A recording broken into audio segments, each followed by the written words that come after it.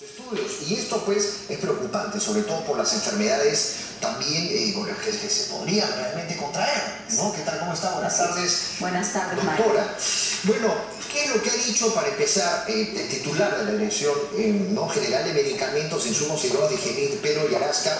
Ha descartado que el Ministerio de Salud pretenda adquirir 6 millones de catéteres, pero que le llaman sondas, ¿no? Y queremos saber nosotros ir descifrando eso sin ningún dispositivo de seguridad, como lo han denunciado ustedes. Bien, en primer lugar quiero expresar lo siguiente. Al parecer hay un error en realidad en la expresión del directivo, debido a que nosotros no estamos hablando de sondas. Las sondas pueden ser sondas nasogástricas, también pueden ser sondas vesicales, etcétera, y de otro tipo. Estas tienen, en realidad, son de gel o son de un polietileno suave. Eso no tiene nada que hacer, efectivamente. Nosotros hemos hablado, ¿no es cierto?, de catéteres de polietileno que se utilizan en realidad para hacer los exámenes y también ponerlos endovenosos, ¿no?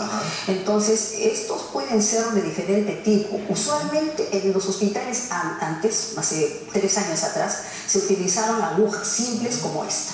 Una aguja simple, esta que no tiene nada, o sea que uno la puede sacar, ¿no es cierto?, retirar de la vena del paciente. Perfecto. Y entonces puede ocurrir el accidente. Esta es la que se usaba. Esa es la que se usaba, efectivamente. Perfecto, ¿no? Correcto. Entonces, ¿qué ocurre? Esta es la antigua. Exactamente, es la antigua, y hace 3 años ha habido un esfuerzo realmente para cambiar, ¿no es cierto?, sabiendo que existe un número de accidentes punzantes realmente a nivel, no solo del Perú, del mundo entero, lamentablemente. Entonces existen hoy día catéteres como este, podría ser cualquier otro, ¿no? Este es el que existe hoy. No tiene, ¿no es cierto?, punta, y entonces no hay ningún tipo de peligro para la población general. O sea, este es el que se debería de usar ahora. Ese debería utilizarse, ¿no? ¿Y cuál es el que entonces quieren adquirir? Bueno, el simple, el que le enseñé anteriormente, que al retirar naturalmente no tiene protección, ¿no? No tiene protección, entonces así los traerían en una bolsita. Los traen, están cubiertos inicialmente, pero al retirarse del paciente, lamentablemente, ¿no es cierto?, el profesional, y nosotros que utilizamos unos contenedores, ¿no?, rígidos, donde van para que no se punce, pero no necesariamente en el país en pleno tienen esos contenedores. Inclusive se utilizan galoneras. Esto ya lo hemos hecho saber a las autoridades y nos apena la confusión realmente que se genera con esto, ¿no? Y es más, un poco como que dejan sentado a través de un medio de comunicación social que el Colegio de Enfermeros del Perú está diciendo algo que no es cierto. Y realmente eso a nosotros nos preocupa, y nos preocupa porque como que considero que hay un cierto desconocimiento. Nosotros estamos hablando de catéteres intravenosos. ¿No cree que muy aparte de lo que es cierto desconocimiento es falta de preocupación? O sea, de ponerse en el lugar de las enfermeras que manipulan esas agujas. Efectivamente, y no solo de las enfermeras, de todos los profesionales de salud que tienen que utilizar las agujas para hacer sus procedimientos. Entonces, si el mismo ministerio sabe perfectamente bien que existen problemas, ¿no es cierto?, accidentes punzantes y cortantes, lo lógico y normal es que a través de la famosa ley 29783, cuando se habla de seguridad y salud para el trabajador, se tenga en consideración ello. Nosotros lo hemos conversado con la ministra. Sin embargo, alguien nos expresó que ya la licitación pública estaba en camino, pero yo pienso que cuando realmente ellos analicen, ¿no es cierto?, cuando ellos verdaderamente se den cuenta de lo que está ocurriendo, yo creo que van a tener que tomar una decisión diferente. Mañana termina la licitación, ¿no?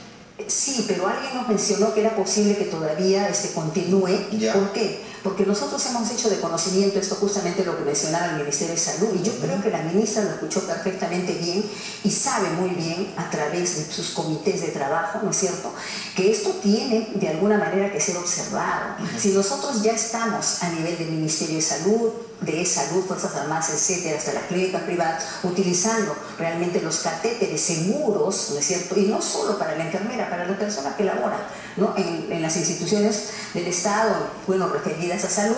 Entonces ellos tienen de alguna manera que observar que si las leyes están puestas, ellos tienen que acogerlas, y no solo eso, hay los programas. Claro, y las enfermedades pues, de contagios que pueden existir pues son grandes, ¿no? Claro, desde la hepatitis B, HIV, realmente nadie quisiera estar, ¿no?, en una situación. Y hasta hace último también ha habido casos, ¿no? Ha habido casos, efectivamente, y también de colegas que hace poco conversamos con una de ellas que estando en estado de gestación se punzó y naturalmente mucha gente piensa, no, bueno, un caso por el amor de Dios, y si fuera su mamá, si fuera su hermana, si fuera alguno de sus familiares, seguramente que lo verían desde otro punto de vista. Los guantes que se usan. Mire, justamente también tenemos un problema relacionado con ello y por esto, porque el 28 se ha celebrado, ¿no es cierto?, el Día de la Seguridad y Salud para el Trabajador.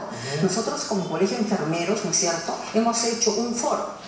En ese foro se ha invitado a las especialistas en salud ocupacional, especialistas también en lo que significa epidemiología, ¿no?, y que ven de alguna manera las infecciones intrahospitalarias, etcétera.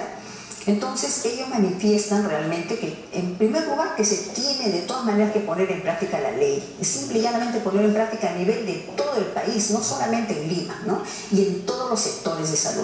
El segundo aspecto que nosotros pensamos es que se tiene que volver a la acreditación. La acreditación en los años 90 fue algo muy bueno para los hospitales, para todos los establecimientos de salud. Sin embargo, luego, lamentablemente, se perdió, ¿no?, esta buena costumbre de observar y verificar in situ qué es lo que va ocurriendo. ¿Por qué es que ahora no se está dando esa verificación? Bueno, pienso que esto es parte de la política que se está ejecutando, ¿no? Porque antes había una preocupación y es más como que existía una cierta competencia entre hospitales para que se acredite y verdaderamente se vea en qué condiciones se está laborando.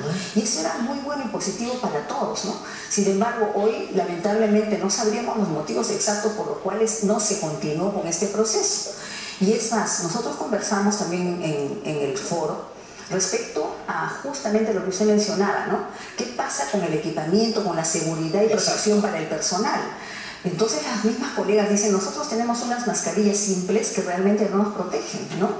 Es más, nosotros necesitamos las N, hay unas N95, ¿por qué? Porque esas se adaptan perfectamente a la cara de la persona. ¿Considera que se está usando lo más barato, que es lo más inseguro? Yo diría que sí, lamentablemente, y tampoco pretendemos que a nivel de todos los servicios se ponga en vigencia este tipo de mascarillas, pero por lo menos de los servicios críticos, ¿no? Las emergencias, las unidades de cuidados intensivos, los servicios, ¿no?, donde existen pacientes con enfermedades infectocontagiosas, porque el personal está en riesgo. O sea, hay otro tema también, doctora, bueno, a colación, que tiene que ver también con estas agujas con las cuales uno pues maneja sangre, ¿no?, sin duda, y está en contacto directo con la sangre. Bueno, yo quería hacer una consulta sobre esto del banco de sangre, por ejemplo, ¿no?, de este tráfico que está existiendo a nivel nacional, el tráfico de sangre, que ha existido siempre. Pero, ¿cómo detener el tráfico de sangre en el país, en donde cobran cientos de soles? Sí. La verdad es que hay mucha gente inescrupulosa que lamentablemente oferta, ¿no es cierto?, su sangre en los establecimientos de salud y no necesariamente, ¿no?, se tienen todas las precauciones en la extracción, ¿no es cierto?, y se determina verdaderamente si la persona está sana o no. Y eso siempre ha existido y yo lamento que así sea. Siempre ha existido ese comercio porque en nuestro país no existe verdaderamente una política en la cual incentivar desde niños, ¿no es cierto?, los jóvenes, los adultos, etcétera, para la donación de sangre como existe en otros países. ¿Usted cree que el alto índice ahora de VIH, por ejemplo, que está existiendo, es producto de este tráfico de sangre también? Bueno, en un porcentaje diríamos que es producto de ello, porque naturalmente si la persona, ¿no es cierto?, no se le hacen todos los exámenes necesarios para poder determinar que verdaderamente es sana, entonces la persona receptora es pasible de tener cualquier tipo de enfermedad. Entonces no es cuestión solamente de hacer una transfusión por salvar una vida con cualquier sangre, es que debería determinarse verdaderamente qué tipo de sangre es, ¿no es cierto? Y si la persona donante es una persona que está en condiciones de hacerlo. Pero nosotros vemos bien claramente en nuestro país que lamentablemente hay personas que ya se encargan de hacer esto un comercio, ¿no? Permanentemente donando a las mismas personas porque ese es su medio de vida.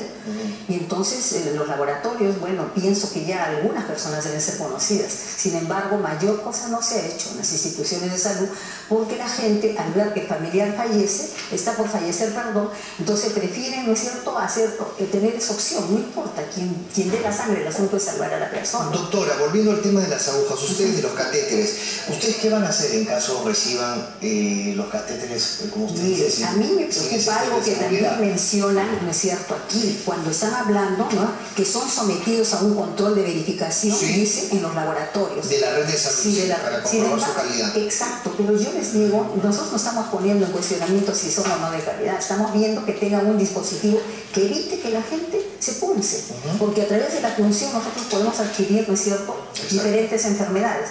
Entonces, es eso lo que nosotros queremos. Y en los laboratorios, simple y llanamente, ni siquiera se necesita un laboratorio para darse cuenta, ¿no es cierto?, de que esto es efectivo y que nunca yo me voy a punzar si tengo este dispositivo de seguridad. Y es más, quiero expresar lo siguiente. Las personas que lo utilizan somos las enfermeras, y yo se lo expresé a la ministra de Salud y le pedí, por favor, que tuviera en cuenta que en la comisión, ¿no es cierto?, de licitación tiene que haber una enfermera. La enfermera tiene que dar, ¿no es cierto?, todas las características realmente del material o de los insumos. Y darle tranquilidad al paciente también, ¿no? Exacto. Nosotros lo utilizamos en el día a día.